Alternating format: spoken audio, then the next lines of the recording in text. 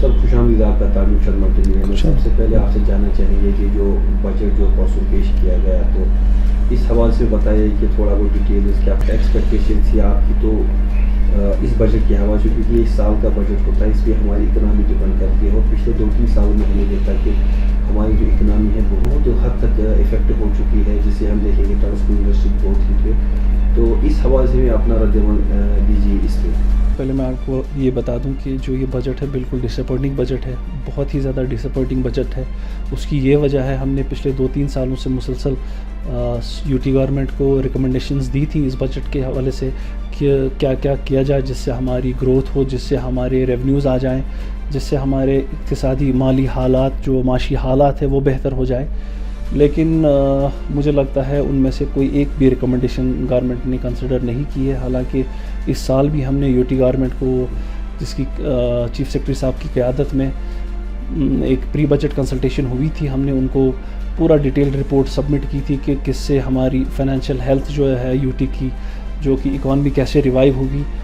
تو اس جو finance minister of India نے جو یہ بجٹ کی اناؤنسمنٹ کی, ہم نے پوری امیدیں لگائی تھی ایک اسپیشل بجٹری ایلوکیشن جموں کشمیر کے لیے ہوگی, جس میں ایک کمپریہنسو ریوائول پیکیج کی بات ہو, ٹریڈ اپلفٹمنٹ کی بات ہو, ریونیو جنریشن کی بات ہو, جاب کریشن کی بات ہو, ان امپلائمنٹ ختم کرنے کی بات ہو, ٹیکسز میں رعایت دینے کی بات ہو, یا اوور آل جو اکانومی ہی اسٹیٹ کی وہ ٹھیک کرنے کی بات ہو. لیکن انفارچونیٹلی اس میں کوئی بھی سیکٹر ٹچ نہیں کیا گیا ہے.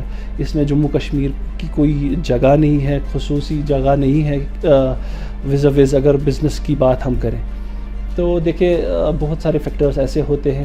اگر ہم بات کریں یہاں پہ جو انفلیشن کتنی بڑھ گئی ہے اکراس دا کنٹری, اور کشمیر میں جو ایک کنزمپشن اسٹیٹ ہے, کنزیومر اسٹیٹ ہے, جو کہ مینوفیکچرنگ اسٹیٹ نہیں ہے, تو ہماری پوری امیدیں ایسی لگی تھی کہ بجٹ سے شاید بجٹ سے کوئی ایک ایسا ہمیں ایک ریلیف ملے, ریلیف ان دا سینس کہ ہمارے ٹیکسز میں بھی رعایت ہو, یا باقی امپلائمنٹ جنریشن ہو, یا ریونیو جنریشن ہو. لیکن انفارچونیٹلی کسی بھی سیکٹر کو ٹچ نہیں کیا گیا ہے. اور اگر میں آپ کو بات بولوں, ایک چیز بتا دوں کہ 21% کا یہاں پہ جو یہ ہے کہ ان امپلائمنٹ ریشو ہے پورا ٹاپ کرتا ہے پوری کنٹری میں. تو اس پہ بھی جاب کریشن کی کوئی ایک جگہ بھی نہیں اس بجٹ میں ہے. میں نے آپ کو اس سے پہلے بھی بتا دیا کہ ریوائول, کمپریہنسو ریوائول پیکیج, جس میں انڈسٹریز کو بھی ٹچ کیا جاتا تھا, یا جس میں ٹریڈ کی بہتری کی بات کی گئی ہو, یا اوور آل یا ہماری بینکس کی پوزیشن, ہم نے فائنینشیل انسٹیٹیوٹ کے قرضے لیے ہوئے ہیں. اگر آپ کو بتا دوں کتنے 70% of bank accounts have turned to N P As, یا باقی اسٹریسڈ اکاؤنٹ میں چلے جا رہے ہیں. ہمیں بتائیے جو ہے ابھی جو ہے ٹریڈ کے لیے کچھ نہیں ہے, باقی سیکٹرز کے لیے کسی بھی سیکٹر کے لیے کچھ ہے, بس خالی پرسوں جو ہے اسٹیٹ جو ہے ایڈمنسٹریشن کونسل نے ایک فیصلہ لیا کہ ٹرانسپورٹ کو جو ہے پیسنجرز کو 50% جو ہے ان کو رعایت دی جائے گی, معاف کیا جائے گا, 50% بھرنا ہے. دیکھیں بجٹ کی اگر بات کروں, جو مڈل کلاس لوگ ہیں ان کے لیے تو بالکل اس بجٹ میں کچھ نہیں ہے. ہم تو اسٹیٹ ایڈمنسٹریٹو کونسل کا اس چیز کا خیر مقدم کرتے ہیں جو انہوں نے ٹرانسپورٹ کے حوالے سے کیا. لیکن سائملٹینیسلی ہم ایسا بھی سینٹرل گورنمنٹ سے یہ ایکسپیکٹ کرتے ہیں کہ کوئی ایک ریوائول پیکیج دیا جائے.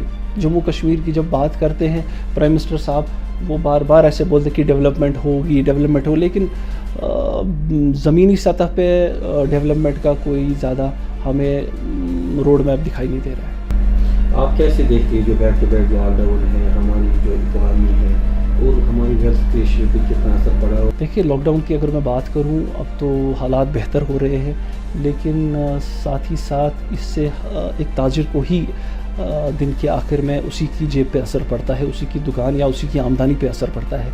اگر میں آپ کو بتا دوں پچھلے 3 سال میں جو کہ اگست 2019 کے بعد جو حالات ہوئے یہاں پہ, اور اس کے بعد کووڈ کی جو صورتحال ہوئی, اس کی وجہ سے ہمیں 50,000 کروڑ کا, ایک تخمینے کے حساب سے 50,000 کروڑ کا نقصان ہوا ہے. اور اگر ہم بات کریں, اگر ایک دن یہاں پہ بند رہتا ہے کسی بھی وجہ سے, چاہے لاک ڈاؤن ہو یا کووڈ کی ریسٹرکشنز ہو, کم از کم ہمیں 250 کروڑ کا نقصان ہوتا ہے. بہت ہی ایسی ایک ख़राब सिचुएशन आ गई है कि अनएम्प्लॉयमेंट का रेशो पूरे इंडिया में, पूरे हिंदुस्तान में जम्मू कश्मीर टॉप कर रहा है, इट्स अबाउट 21%। और इन्फ्लेशन देखिए किस हद तक, कितनी महंगाई आ गई है मार्केट में। उसकी यही वजह है, जब हमारे खर्चे पूरे नहीं हो रहे हैं, जब आमदनी नहीं हो रही है, तो इसका असर ज़ाहिरी तौर पे इसका असर इकॉनमी पे ही पड़ेगा। आपकी अपील क्या रहेगी सेंट्रल गवर्नमेंट और यूटी एडमिनिस्ट्रेशन से? देखिए, अभी भी उम्मीदें लगी हैं सेंट्रल गवर्नमेंट पे, चूँकि फ़ाइनेंस मिनिस्टर साहिबा यहाँ पे आई थी कुछ 2-3 महीने पहले, तो उनको हमने रिकमेंडेशंस तब भी दी थी कि एक इकॉनमी को कैसे रिवाइव किया जाए। अगर यहाँ पे पिछले 6 साल 7 सालों से अनप्रेसिडेंटेड हालात रहे हैं जो कि एक इकॉनमी के लिए ठीक नहीं है, उसको ठीक करने के लिए हमने उनको एक रोड मैप दिया है, उनको ऐसे सजेशंस दिए हैं, या प्री बजट मीटिंग्स में भी गवर्नमेंट तक हमने यही बात पहुंचाई है कि रिफॉर्म्स कैसे। कोई बड़ी बात नहीं है सेंट्रल गवर्नमेंट के लिए एक यूटी की, स्पेशली कश्मीर की, जब अगर एक छोटा, बिल्कुल छोटी जगह है जम्मू कश्मीर, तो एक बड़ी बात नहीं है उनके लिए एक ऐसा पैकेज देना जिससे हर कोई सेक्टर एकोमोडेट हो, चाहे ट्रेड हो, चाहे टूरिज़्म हो, चाहे इंडस्ट्री हो, या हमारी जो बैकबोन है टूरिज़्म, और उसके बाद हॉर्टिकल्चर हो। हॉर्टिकल्चर भी हमारी एक बहुत बड़ी बैकबोन है, उस पर भी बहुत हमारा निर्भर रहता है। अगर उसको रिवाइव किया जाए, उस पे ध्यान दिया जाए, एक्सपोर्ट्स पे ध्यान दिया जाए। आपको मैं एक फिगर्स के मुताबिक बता दूं, एक्सपोर्ट्स जो हैं वो डिक्लाइन हो गए हैं 700 करोड़ तक, जो कि 4,500 करोड़ तक 5,000 करोड़ तक होते थे। देखिए हालात कहाँ पर आए हैं। और मैं आपसे और ये बात बोल रहा हूँ, जम्मू कश्मीर जो है एक कंजप्शन स्टेट है, कंज्यूमर स्टेट है, मैन्युफैक्चरिंग स्टेट नहीं है। बाहर से ही चीज़ें आती हैं, और जो बाहर से आती हैं वो पैसा भी बाहर ही चला जाता है। जो हमारी रेवेन्यू जनरेशन यहाँ पे है वो टूरिज़्म है और हमारा हॉर्टिकल्चर है, वो पैसा लोकली जो सर्कुलेट होता है। और उसके साथ साथ जो रिटेल ट्रेड है, रिटेल ट्रेड तो बहुत एक नुकसानदेह सूरत हाल में अभी है। रिटेल ट्रेड की अगर बात करूं, लिक्विडिटी मार्केट में नहीं है, कंजप्शन मार्केट में नहीं है।